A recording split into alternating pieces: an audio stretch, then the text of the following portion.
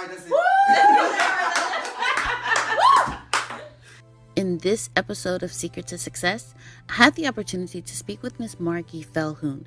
She went from employee to partner in 2 years. She gives us the details on how she did it, as well as her secret to success. So I hope you enjoyed this interview as much as I enjoyed giving it. Thank you so much for joining us for the Secret to Success podcast. And here is Miss Margy Feldhuhn. Hello, everyone, and welcome to the Secret to Success podcast. Today we have an amazing guest with us, Miss Margy Feldhuhn.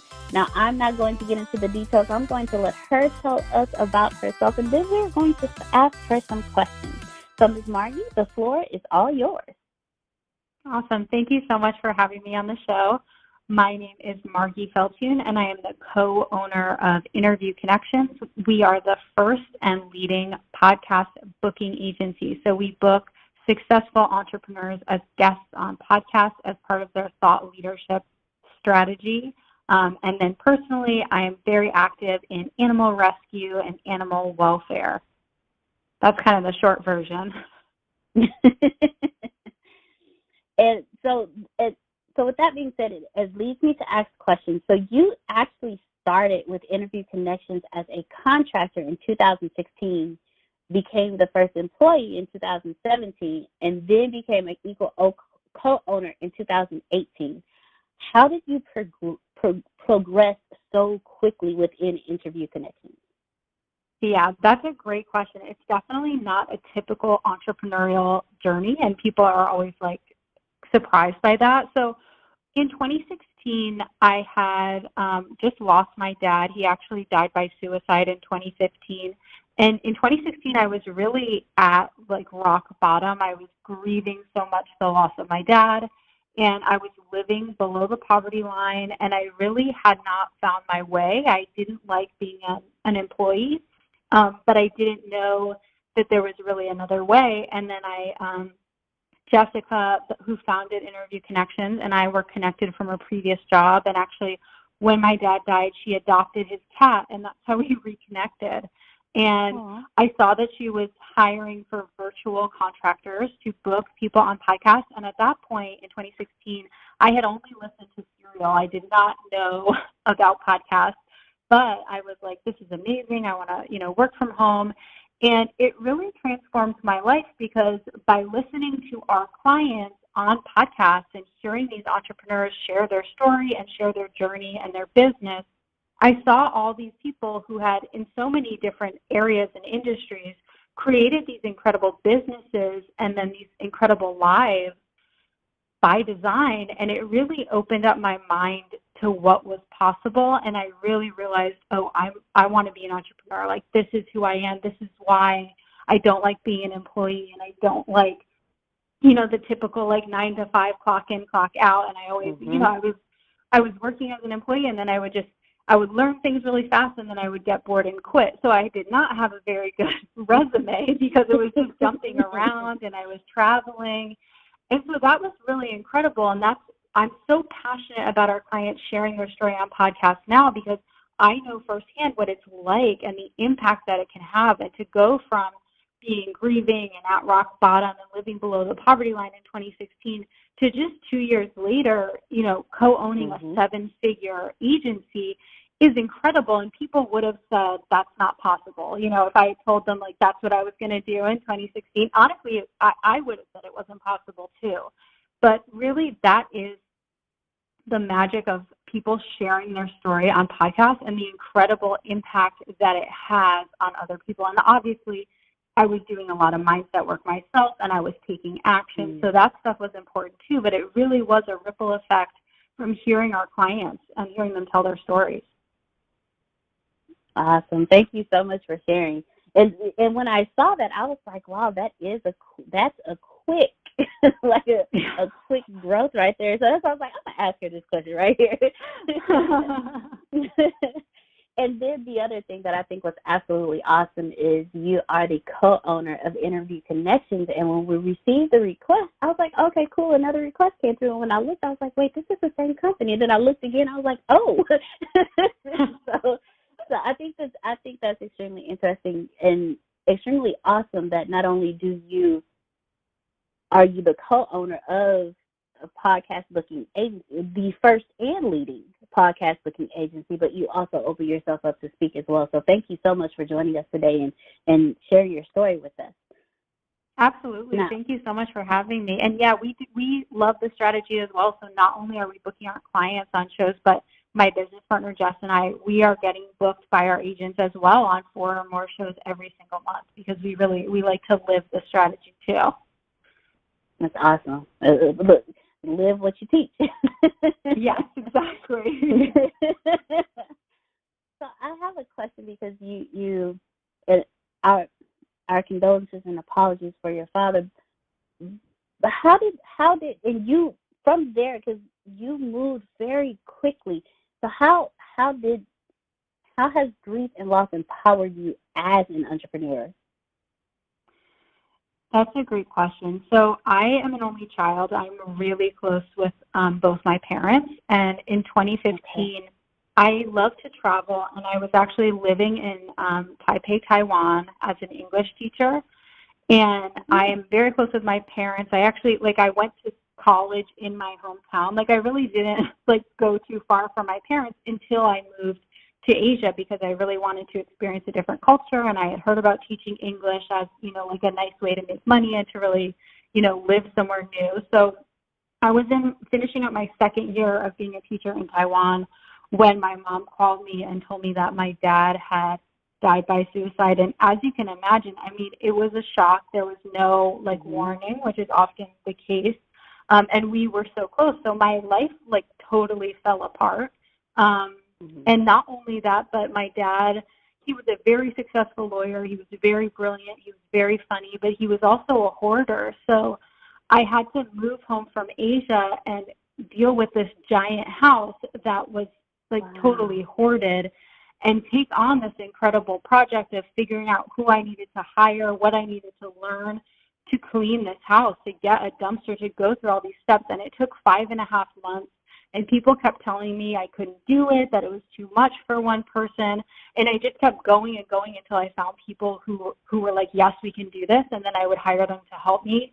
And by doing that, by doing something that people said couldn't be done, and by pushing through so many obstacles in that house clean to get it done, that really was the birth of my entrepreneurial journey. And that, I didn't know it at the time, but really that was my first startup, overcoming so many challenges, things that were constantly going wrong, and just figuring it out and never giving up and finding the right people to hire and building the right team to support me and to do the things in the house like plumbing and electrical that I couldn't do myself. And it was incredible, and that's really what I think led to my growth in the business so quickly, because I had developed all these incredible skills that are so applicable to scaling a business. And then I moved to Colorado. I got, the contractor job at Interview Connections, and the whole time I was doing so much mindset work as well. And I was saying to myself, I have a successful business, and I was meditating and I was exercising. And because I was so much at rock bottom and so desperate, I was really practicing a lot of personal development. And I think it's the combination of those skills. So once I got in the business as the first employee, I was all in, doing everything, being the best I could be, showing up early, staying late, solving problems, figuring out how we could scale as fast as possible. And that really was what led to me becoming a partner and not just an employee. That's one of the greatest things that I have learned in my entrepreneurial journey is it's all about your mindset, your thought process, your personal growth. Yeah. One of the things that I've learned from Antonio is your business will grow only as far as you will grow. And I never caught on to that until I really dug deeper into my personal development, into changing my mindset, into releasing the old model of things and deciding to actually create my own model. So thank you so much. And with what you did, you became, like you said, not just a general partner, but a co-owner in 2 years. So how, with your personal growth and your transformation, what type of schedule did you have for yourself when it came to your personal growth and working on your mindset? That's a great question. My schedule has definitely evolved a lot. Back then I was exercising in the morning, which I still do, and I was listening to a lot of like Abraham Hicks, law of attraction stuff, which I still like a lot, and I was reading books like The Power of Now. So it was kind of, I didn't have like a really set schedule. It was kind of all over the place, but I just felt so bad that like in every free moment I was consuming positive stuff that was going to make me feel better. And at this point now, I work out every morning. I meditate for at least 15 minutes. There's a great app called Insight Timer that has like thousands and thousands of guided meditations of all different lengths, and you can pick whatever you want. So I do that every morning in addition to the exercise, and then I'll usually come back and do a meditation or at least do some deep breathing before every podcast interview, before every live training for our clients. So coming back to meditation a lot is really important. And then also my business partner and I did the Landmark Forum and the full Landmark curriculum. And so did our manager, Matt, who is an incredible leader in our business. And doing that level of personal development, if you haven't heard of Landmark before, it really is incredible. And doing that deep transformational work together was such a strong foundation for our business partnership. Thank you. Thank you so much for saying that, because I think a lot of people miss when it comes to having a partnership the importance of the personal growth together. So how has that truly helped? I mean, again, from 2000, you went from a contractor to a co-owner in 2 years. You successfully scaled Interview Connections into a 7-figure agency with 13 employees. How did that working together with your co-owner, Jessica, how did that get you guys so in synchronicity to where you were able to do that in that short of a time period? Absolutely. And actually I have to update that bio because we have 18 employees now. So it's still growing. Well, congratulations. Thank you. Yeah. It really came down to, there's a few fundamental things in Landmark that really did form really the core of our company culture and are what allowed us to move so fast, but to also be so strong. So we weren't just, scaling and having everything be loosey-goosey and all over the place. We really kept things tight and scaled fast. And I think what allowed us to do that was a couple things. One thing we got from Landmark is, what are you adding? So really differentiating what happened and then your story about what happened. And honestly, with everything going on in the world right now, there's never been a better time to practice this type of mindfulness, because it's very easy to say, okay, everything is terrible, everything's falling apart, but then it's like, okay, but that is a story. It might be a valid story, but that's not the facts of what happened. That's your story about what happened. So coming back to the bare bones, what actually happened, what's actually happening right now, that was super helpful. And then the focus in Landmark on integrity and authenticity. So being really honest with each other, really authentic. And then integrity, they use it not as a moral term, but integrity meaning that you always do what you say you're going to do when you say you're going to do it. So it's having an impeccable word.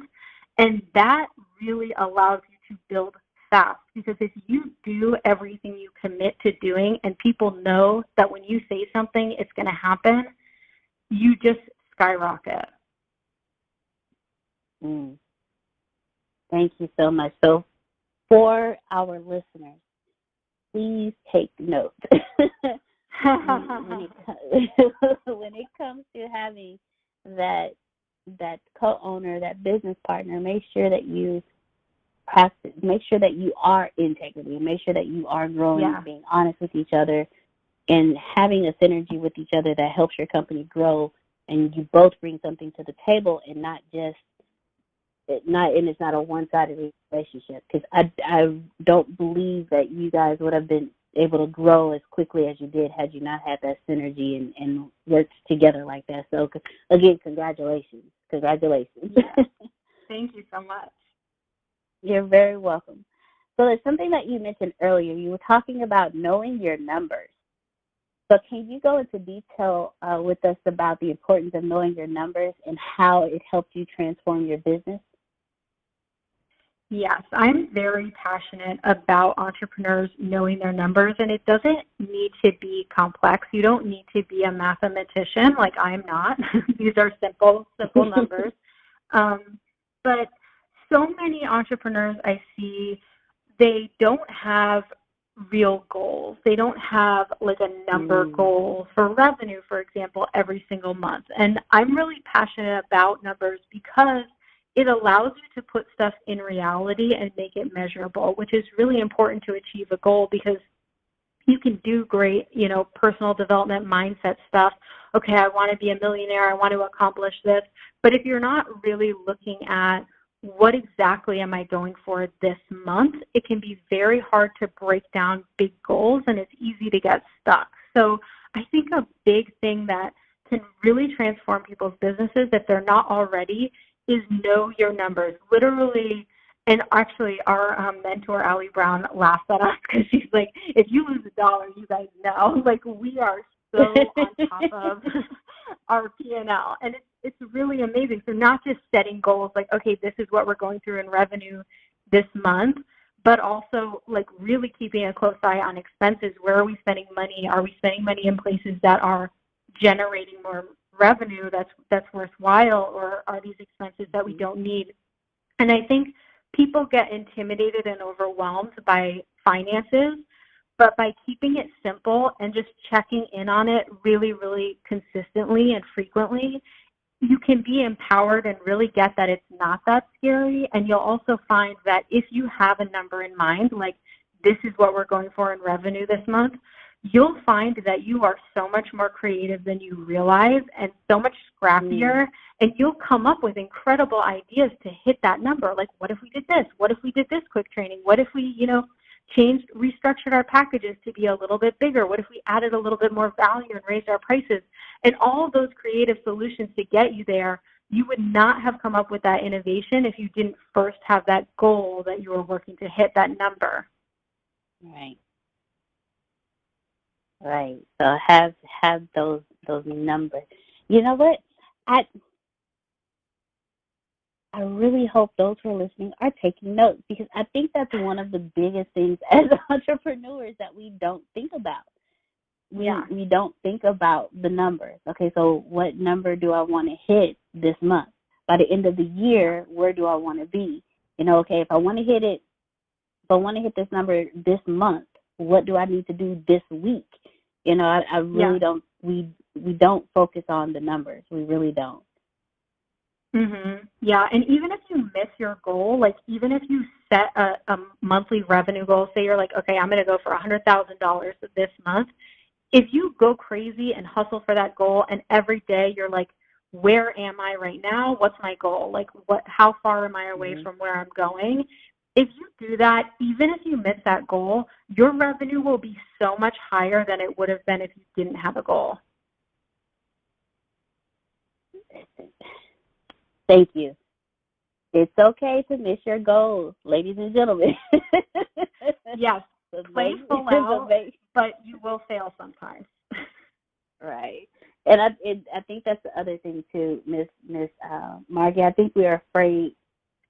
I think as entrepreneurs, we feel that if we miss our goal, that's the end of the world for us because we missed it, and we think we won't be able to hit the next goal. So thank you again for expressing that to our audience, that it's okay to miss a goal, but just keep going, get up and keep moving. Do not stop. Yes, you should be failing all the time. Like if you're really going for it, failure should be constant. If you're not failing a lot, you're not going big enough, because really to grow to 7 figures and beyond and to go fast and to do a good job, it is constant failure. It's constant having to rethink things because you have an idea, this is how the strategy is, this is what we're going to do. You implement it, and then a bunch of stuff needs to change because in practice it didn't quite work the way you thought. So yeah, don't be deterred by failure. Keep going, and you're going to build on those failures. That's where all your success is going to come from. And even if you miss every goal, the fact that you're setting goals and playing full out and going for them, your business will grow so much faster than it would have without goals. Definitely. Moving forward shows you where your holes are. Yes. Yes. So always be moving forward, because you won't know what next to fix if you didn't move. So if you never fail, you never know. You never know. So I have another question for you. You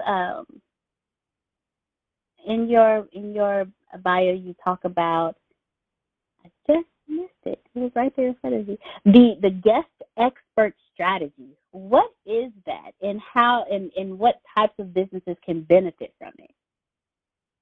Yeah, so the guest expert strategy, it is sort of a new term because the podcast guesting industry, my business partner Jessica founded this industry in 2013. There was no one else providing a service before then to book people as guests on podcasts. It didn't exist, and she would pitch hosts, and they would be like, oh, this is cute. Like, I've never heard of this.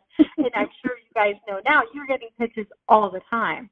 So it's incredible how it's grown, and she really did innovate it and start the whole industry. So what the guest expert strategy or podcast guesting is being booked on podcasts as a guest on interview podcasts as part of your thought leadership, virtual networking opportunities, and virtual speaking, which is really important right now. Okay.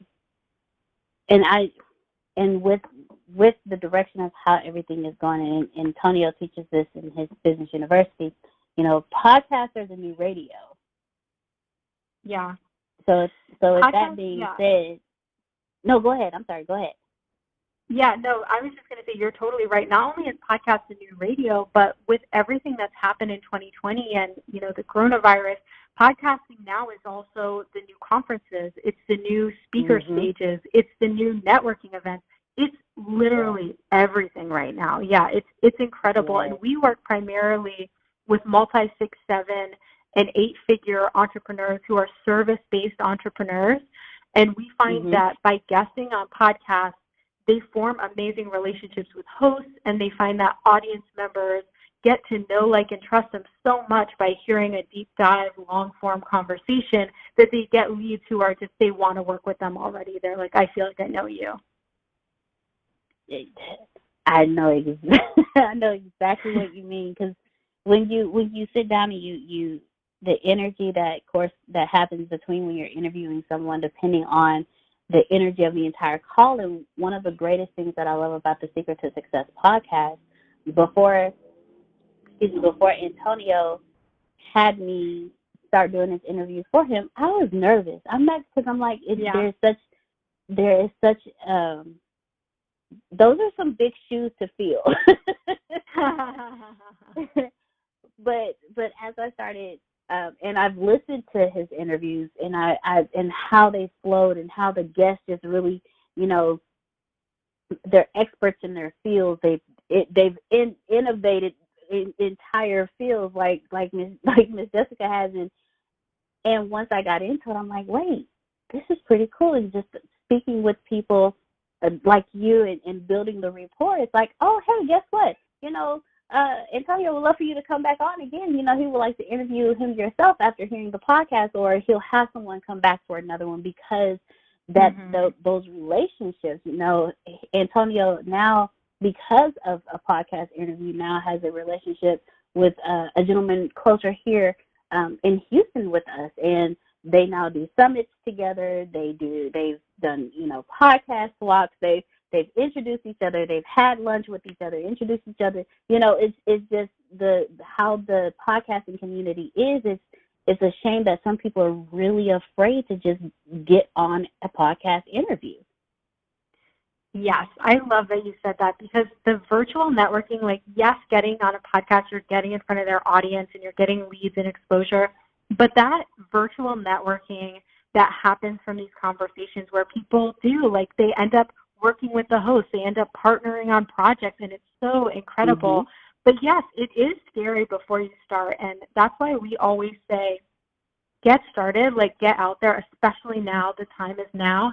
And it's natural to be nervous, but it's the type of thing that you learn on the court. It's a contact sport. You can't just, like, think about being on podcasts enough to be perfect on it. You got to get out there, and you will learn as you go, and your messaging will evolve. But the first step is just doing it just like you did, and then you get used to it, and you start to really enjoy it. Right, and it really is.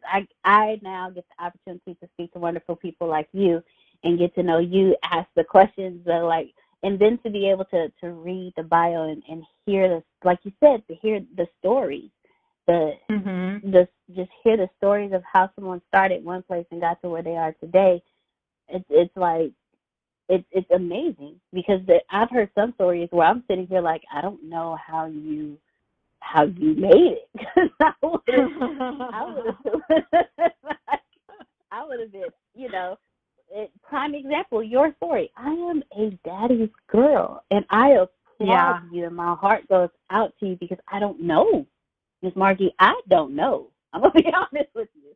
So I applaud you, and so to hear the stories and to be able to communicate, I'm excited to do this now, and then to be able to meet and speak with you and who's a part of the first and leading podcast booking agency. It's like, how does one get started like that, and how you moved in 2 years from one place to the next, and then just how you got started. Like, the stories are absolutely amazing, and they do give you that motivation, like, if they can do it, I can do it. Yes, yeah, that is the big takeaway, that, like, I think it's so incredible for listeners to hear entrepreneurs on podcasts, because really, like, you can do it. You can do it. There's so many different ways to make it and to succeed, and everybody's got these different journeys and these different stories. So no matter what your path looks like right now, like, you're on your way. Like, you can do it no matter what.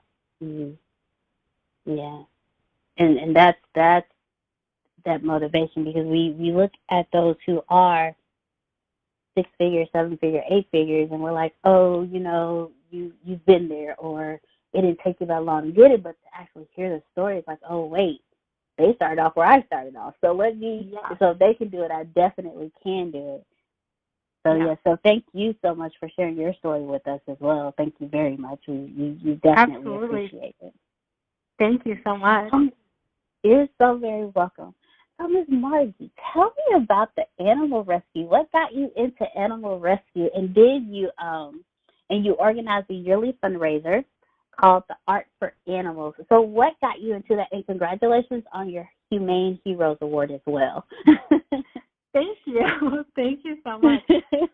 So I have always been an animal lover. Like, even when I was a little kid, I was just, like, constantly taking home animals and finding animals and picking them up. And, like, both my parents are animal lovers, and I was an only child, so my pets were really kind of like my siblings, like my family. So I've always been crazy about animals. Like, people who know me from any walk of life know me as, like, the animal lady. I get people who will call me up who I haven't talked to for, like, 10 years because they're like, hey, I got a dog. He doesn't have a place to go.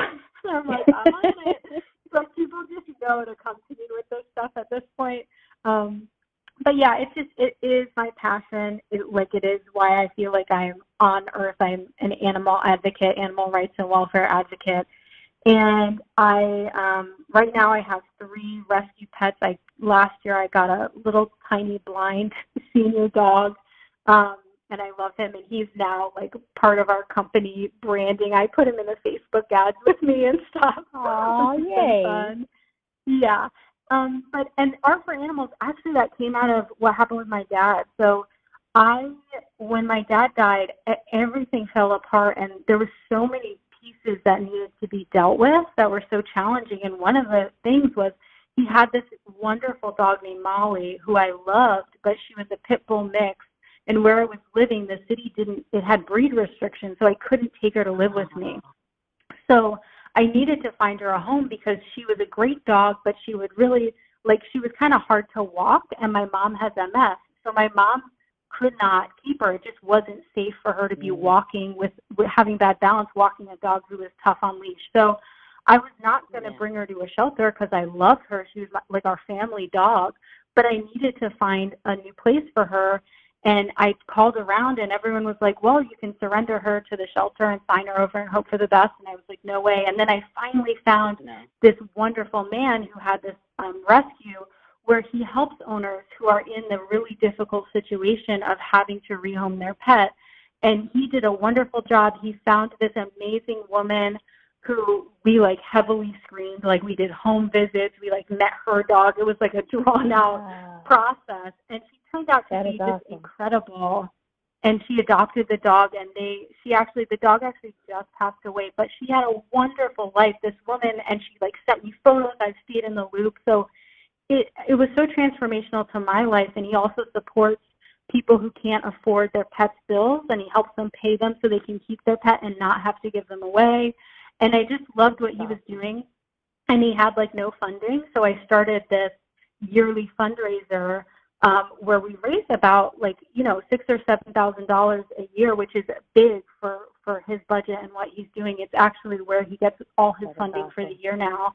And it's great. It's an art show, and we've got free mimosas, and people buy animals named Art, and we've got a raffle, and it's been really cool to do it and a really amazing way to give back to someone who was really there for me during a time when I needed it. That is awesome.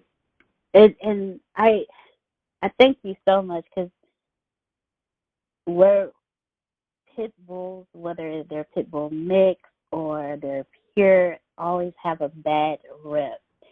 And it's nice to know that there's somebody else out there who absolutely loves them just as much as I do. Oh, they're the best. They're fantastic dogs, and they're such good family dogs. I love them. I'm hoping my next dog will be a pit or a pit mix, because they have such a hard time getting homes, and they don't deserve it. They're so good. Right.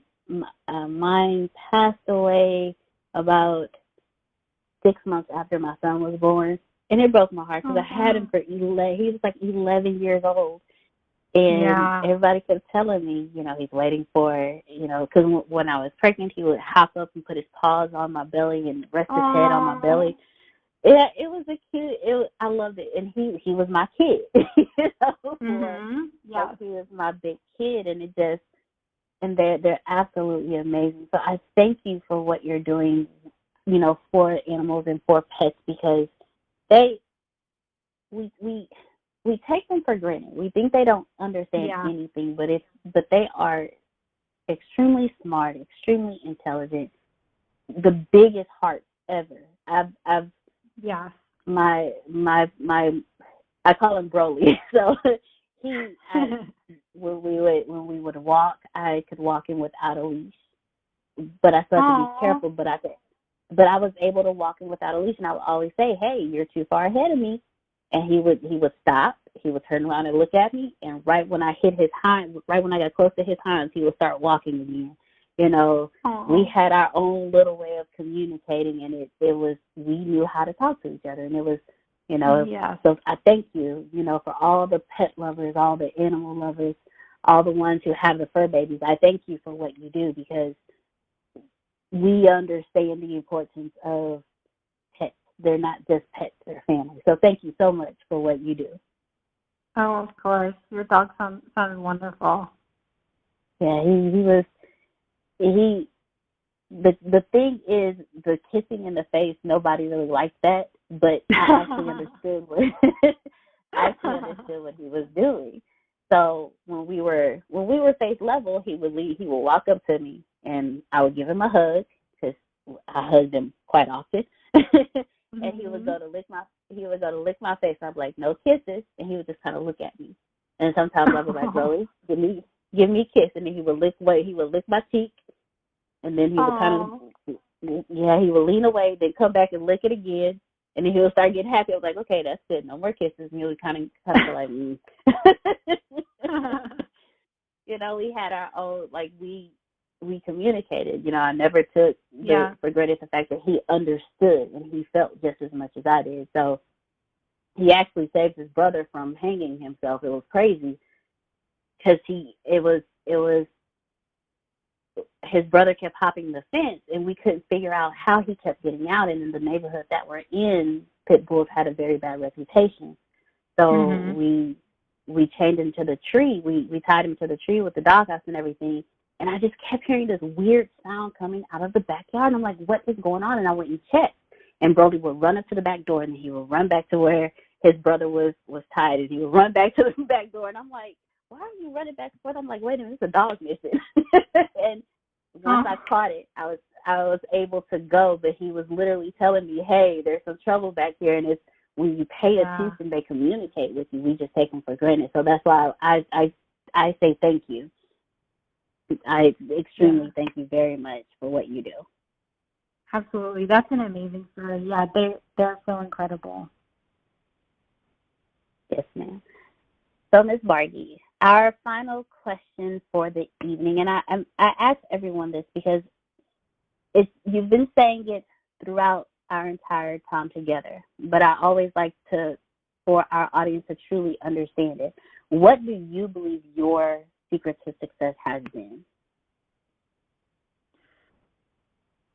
That's a good question. I mean, yes, I've listed quite a few things, but it all does come back to mindset and personal development, because as an entrepreneur, the biggest determining factor of your success is you. So the work you put into developing and transforming and evolving, that is all, money in the bank for your business. Awesome. Thank you so much, Ms. Margy. We appreciate having you today. Ladies and gentlemen, get connected with Interview Connections. Get on podcast today, and don't be afraid. Just do it. And Ms. Margy, can you please let our audience know how they can find you?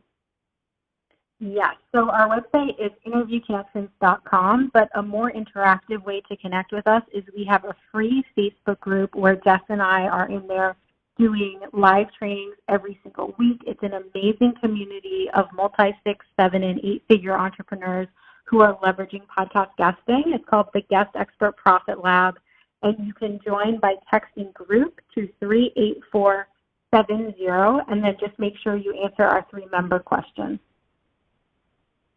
Awesome. Thank you so much, Ms. Margy. Thank you for joining us for the Secret to Success podcast. Ladies and gentlemen, get connected with Interview Connections today. Things have changed for us, and this is definitely the route you want to take.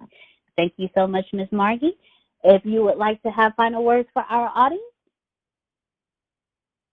Oh, thank you so much. I would just say keep going, work on your mindset, and don't get discouraged, because even if you seem off track, you are on your path to success.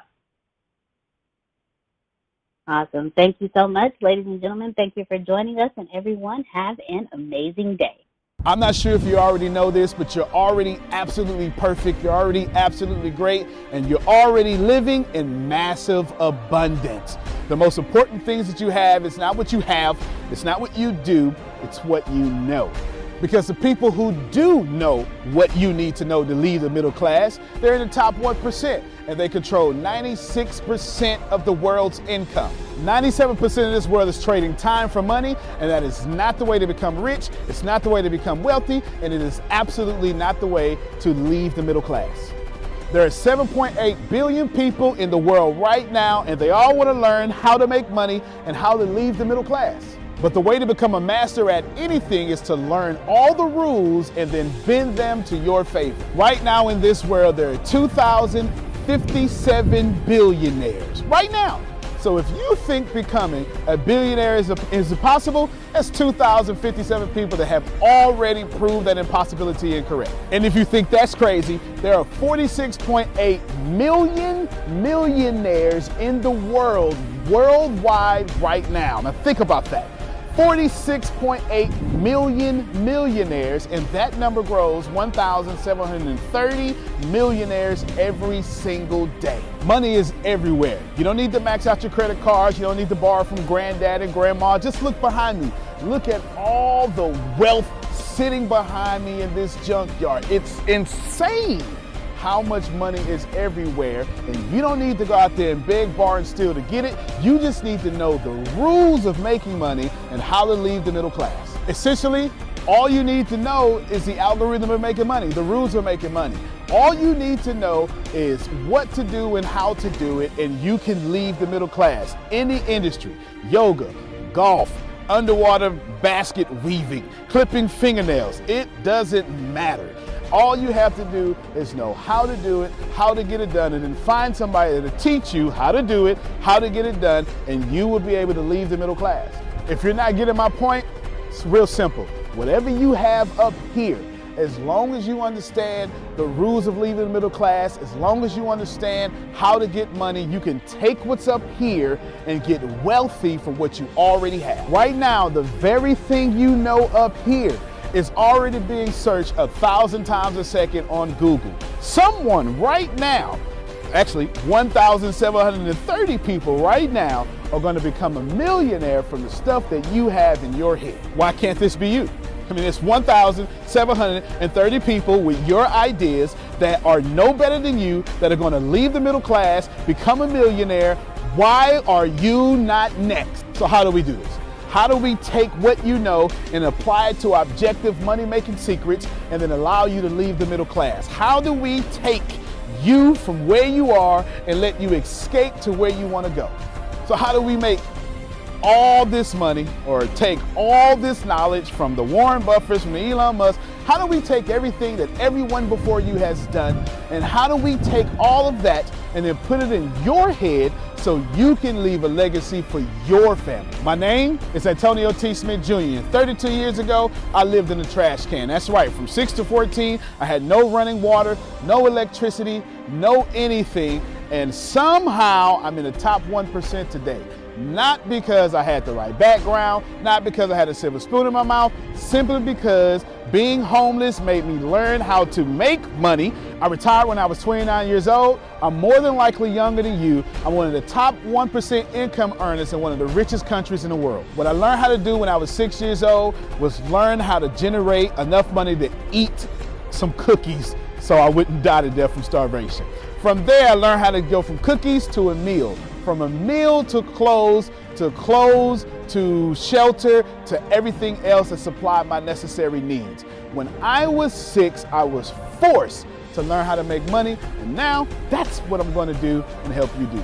I've seen amazing results. I have my own economy, I've homeschooled my own children, and I wrote a book that teaches you every single thing that I know about making money, every single thing that other people know about making money, and most importantly, all the stuff that we don't tell you.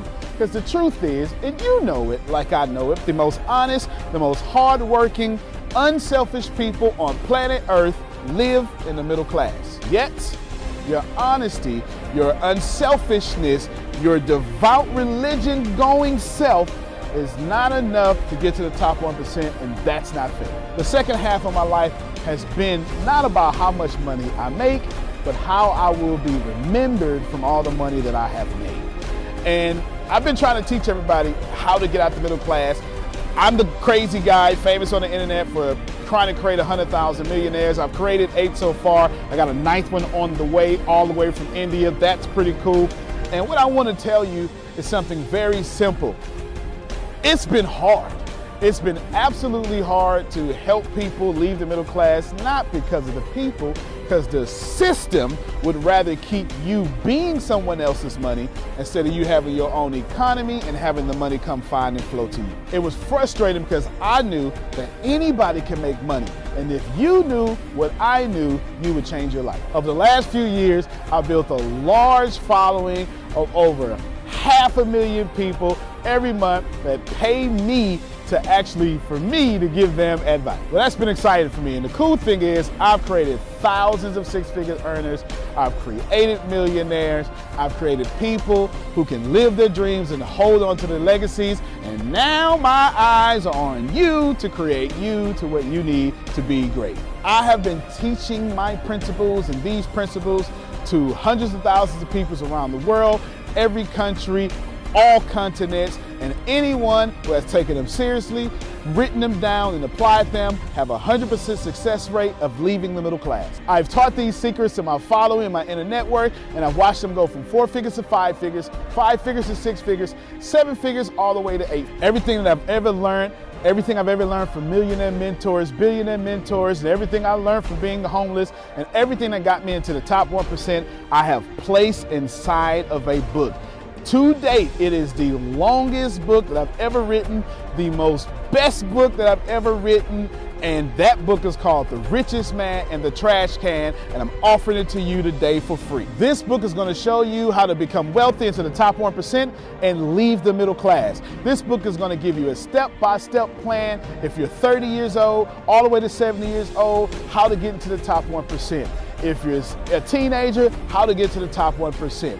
If you're a millennial, how to get to the top 1%. It's going to teach you how to make 6 figures immediately, teach you how to get to $1 million immediately, and all that good stuff. Plus, I'm going to give you the 36 objective laws of leaving the middle class. Plus, I'm going to give you every last one of my secrets that have made me rich. You have to understand that leaving the middle class is the most important fight that you're going to have in your life.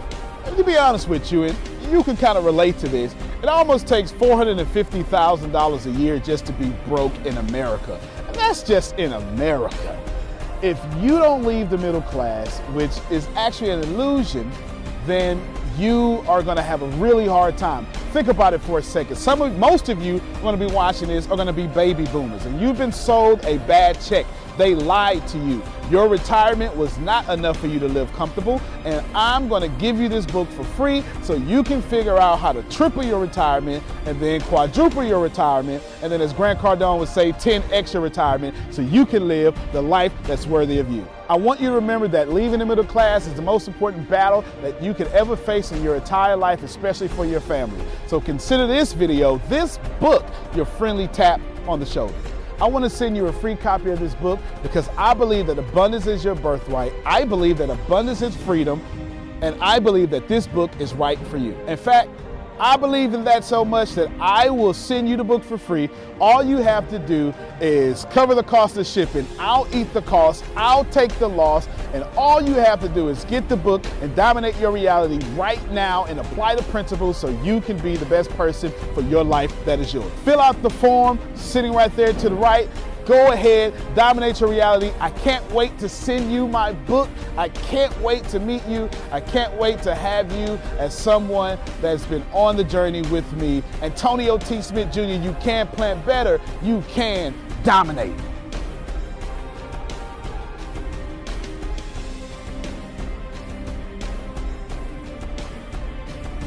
Our next guest is the CEO of a Facebook competitor. It is called MeWe. It is a next-gen social platform with a focus on privacy. The company has surpassed 5.5 million members. CEO Mark Weinstein with us now in a Fox Business exclusive. Welcome to the program, Mark. Glad to have you with us. So why the focus on privacy or taking advantage of Facebook's public stumbles? Well, Deirdre, I'm one of the guys who invented social networks, and social networks were never invented to be what we call now surveillance capitalism, which is what Facebook is. Their members are not customers to serve. They're data to sell and data to target. So it really, MeWe is a fully fledged social network with all the features people love. The privacy is our privacy bill of rights. We don't sell your data. We don't target you. We don't mess up your news feeds. We have a freemium business model, so everything you love is free, and you can, traditional capitalism, great capitalism. You can spend money on in-app purchases, or you can just enjoy the free service. There's nothing, you can't be targeted for your vote or your opinion. It's social media the way it was meant to be. So then, Mark, honestly, how do you make money? Because we all know when we use Facebook, it's free for the user, but we know because we are not paying that we become the product. so that Facebook is gathering data on That's us. right. And I think some people even say Facebook isn't a social company, it's a data company. But then how do you make money? Are people paying your company for subscriptions? No, it's very important. MeWe is free forever. But now we know that the freemium model works, and we're doing great with revenue. We have 2,800 free emojis, but we've got great custom emojis, custom stickers. So live people voice and pay live you video for those. is a pay option. Right, and live voice, live video, secret encrypted chat. MeWe pages are $1.99 a month, but you reach 100% of your followers all the time. So for $24 a month, you don't have to boost anything. So if you have 500,000 followers or 5,000 followers or 10 million followers, you reach everybody. At Facebook, you reach 5%. And you got to pay to boost, and then their algorithm messes the whole thing up anyhow. So MeWe is really true, pure social media. It's social networking done right, and people love it. Yeah, we're growing organically with no ads, and we're not even marketing MeWe, and we're growing by tens of thousands of people every day. So, Mark, we have some stats about your company. As you're speaking, 5.5 million users right now, which is impressive. But how are you going to keep growing that? Because one telephone is not so fun. Two telephones work. Basically, you need more people to sign up. Well, people are signing up, Deirdre, every day. And here's the beautiful thing about MeWe. So we also have some major deals that are not announced with some huge influencers worldwide. But even without them, we grew 405% last year. We're targeting, we actually target we'll have over 30 million members by the end of this year, over 150 million by the end of next year. We're growing twice as fast already this year. And people also move in groups. This is really, we have never seen something like this. So constituencies move to people. So many people are censored or blocked or violated on Facebook, and they all move to MeWe. So the growth is fantastic. Quick question, Mark. You say Facebook, as an aside, should not be broken up. Why is that? Listen, we compete with Facebook great. Snap competes with Facebook. Twitter competes with Facebook. Breaking up Facebook doesn't solve the problem that they are a surveillance company transacting data. By the way, also transacting data from non-members. They track all of us. Remember, the Cambridge Analytica CEO said they had data on 230 million every adult in America. Now, Facebook's new rules that you talked about today, that's a bunch of BS. Facebook has had rules the whole time. They break their rules all the time. That's the problem. Rules at Facebook mean nothing. Mark, we thank you very much for the time. Thanks for joining us. Congratulations on the growth. Thank you, Deirdre.